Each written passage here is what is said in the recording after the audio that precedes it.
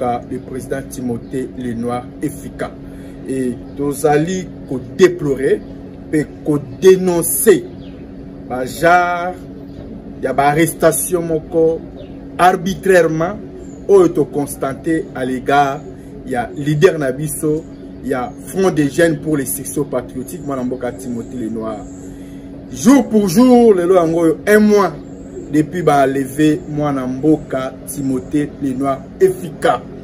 ba levé hier toyebi cause juste ya lèvement wana te ni destination oyo ba memiye ba levé Timothée Lenoir vers 22h lokola moyibi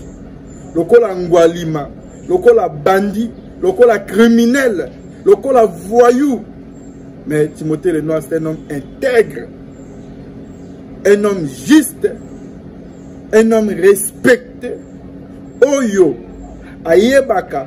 nako se comporter comme un responsable mais lelo o comment on a ba levé lokola voleur lokola criminel pe ba memie na destination inconnue oyo biso lingomba ya structure na Front des jeunes pour les sections patriotiques ti lelo to éviter destination ba memie leader na biso to ke na famille na ko se renseigner famille na ba lobi ba éviter moi si bana ba yebi destination ba memie te Timothée Lenoir a sali nini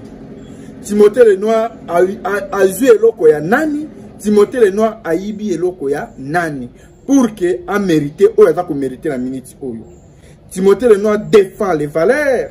Timothée Lenoir est un communicateur qui communique pour les actions du chef de l'État Timothée Lenoir a bundelaka pouvoir na biso matin midi soir Timothée Lenoir a lobakana o nyoso tout da bato ba telemelaka pouvoir na biso bato nyoso ba telemelaka régime ya mwana mboka Félix Antoine Tshisekedi Tshilombo ba détracteur bato nyoso tout ba imposteur o balabaka mabe pona pouvoir o Timothée Lenoir ayebaka na ko se faire face na bango ayebaka na ko lobela bango ko talisa bango pe ko monisa ba bien fait ya chef de l'État liboso ya ba Congomani nyoso mais lelo Timothée Lenoir a commis victime na pouvoir na biso lelo Timothée Lenoir a commis victime na régime ya biso lelo Timothée Lenoir a sali nini ce qui m'a bezali bayaka kotikela muto ata invitation be convocation to mona ni convocation ni invitation et ma be yango ya nini oyo na degré nini o Timothée Lenoir akene ko mériter enlèvement modèle wana ti lelo plus de 1 mois yango aza komona na te ma be yango eza ya nini batela biso Timothée Lenoir devant un juge naturel batia une disposition un juge naturel comme ça de ba ma be infraction yango Timothée Lenoir asali Timothée Lenoir okima nini Timothée Lenoir ayebi kaza coupable eloko moko te akoko kima te mboka za mboka na ye Kongo za Kongo mboka na ye abotami awa koli awa tangi awa a passé tana nyonso na mboka na ye ayebi valeur ya pouvoir na biso c'est pour cela défendaka yango mais lelo bino bosu boke ko bomba na lien inconnu mutu moko ya ba place azalité to yebi te soki Timothée Lenoir aza envie ou aza invité na minute to ko yeba te soki aza envie ou aza invité yango naza ko senga na ba autorité ya mboka na biso naza ko senga na justice ya mboka na biso naza ko senga na ba autorité Kobanga numéro 1 ya pouvoir na biso ya mboka oyo Congo et chef de l'État mwana mboka Félix Antoine Tshisekedi Tshilombo Timothée Lenoir est un communicateur qui communique pour les actions des chefs de l'État naza ko senga implication tam konseko naza ko senga implication ba autorité nyonso tout madame la première ministre Judith Tuluka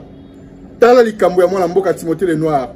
asali nini ministre de la justice mwana mboka Constant Mutamba tala likambo ya Timothée Lenoir asali nini toza ko senga na ba autorité wana nyoso tout ba service nyoso tout ya sécurité ya renseignement